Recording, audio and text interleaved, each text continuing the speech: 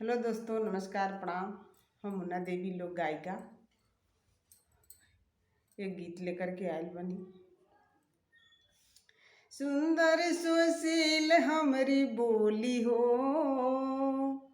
सुंदर सुशील हमरी बोली हो, पिया हमसे ना बोले। सुंदर सुशील हमरी बोली हो, पिया हमसे ना बोले। बोलही के खातिर गईली बजरिया, बोलही के खातिर गईली बजरिया, धैला कोइरनिया कभेस हो, धैला कोइरनिया कभेस हो, पिया पापी ना बोले। सुंदर सुशील हमरी बोली हो, पिया पापी ना बोले।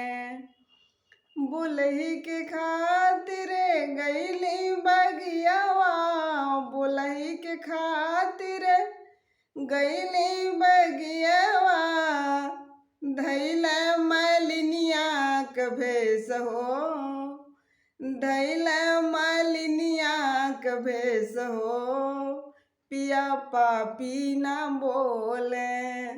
सुंदर सुशील हमरी बोली हो, पिया पापी ना बोले।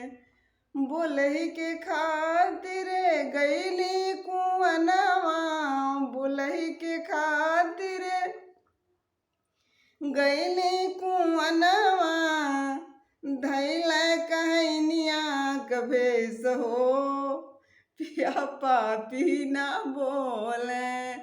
धैला कहनिया कभेस हो, पिया पापी ना बोले। सुंदर सुशील हमरी बोली हो, सुंदर सुशील हमरी बोली हो, पिया पापी ना बोले।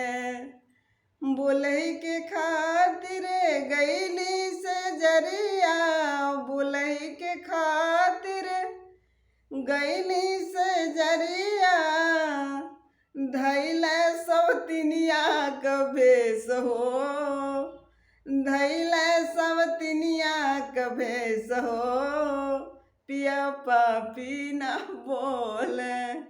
सुंदर सुशील हमरी बोली हो, पिया पापी ना बोले। सुंदर सुशील हमरी बोली हो, पिया पापी ना बोले।